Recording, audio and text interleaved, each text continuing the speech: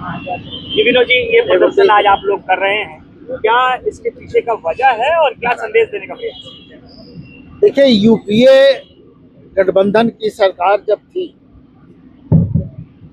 तो कई तरह की योजनाएं जो इस देश के लोगों के लिए लाई गई थी, उसमें एक महत्वपूर्ण योजना मनरेगा भी थी, जिसको लोकसभा के अंदर बिल ला करके और उस मनरेगा कानून को पूरी तरह से परिवर्तित करने का काम केंद्र की सरकार यानी एनडीए गठबंधन की सरकार के द्वारा किया गया। आप लोगों को याद होगा कि कई महत्वपूर्ण योजनाएं आई थी, जैसे right to information, right to food, right to education.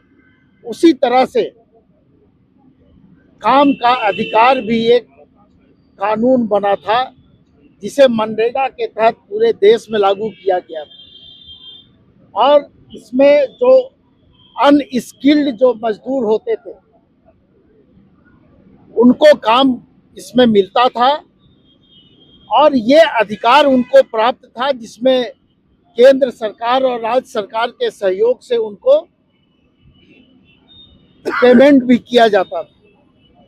अभी स्थिति ऐसी हो गई है कि इस देश में नाम बदलने का एक होड़ सा लग गया है और यूपीए गठबंधन के द्वारा जो भी कानून इस देश में लागू किया गया है, जो आम लोगों के जीवन से सीधे जुड़ा हुआ है, उसको समाप्त करने की दिशा में केंद्र सरकार बार बार कदम उठाती है और जबरन उस बिल को लोकसभा और राज्यसभा में पास कराने का काम करती है।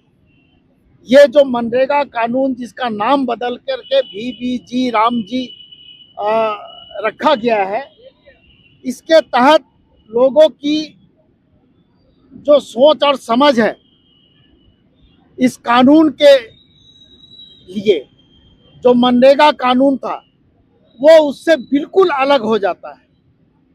पहले राज्य को जो वित्तीय अंशदान देना पड़ता था इस मनरेगा के तहत में, वो मात्र 10% देना पड़ता था और 90% केंद्र सरकार के द्वारा इसमें अंशदान दिया जाता था। आज स्थिति ऐसी है कि राज्य की सरकारों पर वित्तीय बोझ बढ़ा करके और उसको 40% कर दिया गया और केंद्र का इसमें सहयोग मात्र 60%।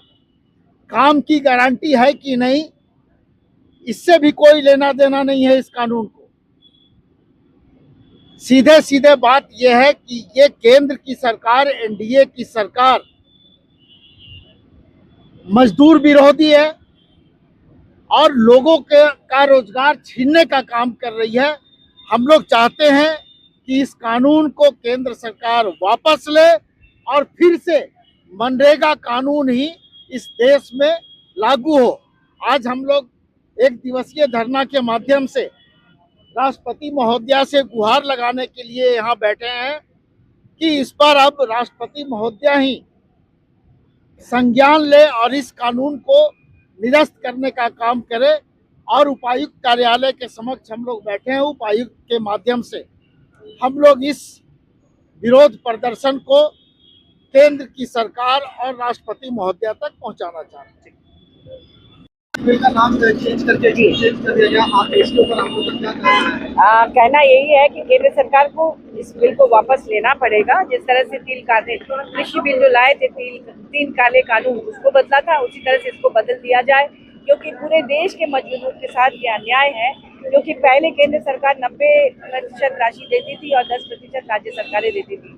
अब राज्यों के पास फंड ही नहीं है, ज्यादातर राज्य कर्ज में डूबे हुए हैं। हमारा झारखंड राज्य भी कर्ज में डूबा हुआ है। केंद्र उसके अधिकार का पैसा 1,36,000 करोड़, कोयले की रॉयल्टी का पैसा, GST का पैसा, हर तरफ बकाया बकाया बकाया, कहाँ से वो पैसे देगी? तो ऐसे जानबूझकर मजदूरों के साथ अन्याय हो रहा है, क्योंकि अब 60 और 40 का रेशियो कर दिया गया है कि इतना पैसा राज्य सरकार को देना है और वो ना वो दे पाएगी, ना मजदूरों को फायदा होगा। इसलिए हम लोग ये धरना एक दिवसीय यहाँ दे रहे हैं। पूरे राज्य में हमारे जितने भी मुख्यालय हैं, 2400 जिलों में हमारे पार्टी के कार्यकर्ता और पदाधिकारी वहाँ बैठे हैं। वो लोग धरना दे रहे हैं और हम लोग ये आंदोलन जारी रखेंगे। अभी शांतिपूर्ण तरीके से है, हो सकता है मजदूर भाई लोग उग्र हो जाए। इसलिए अभी से केंद्र सरकार को सचेत होना चाहिए। माननीय राष्ट्रपति महोदया को भी ये ज्ञापन दिया जाएगा और लगातार ये आंदोलन जारी रहेगा।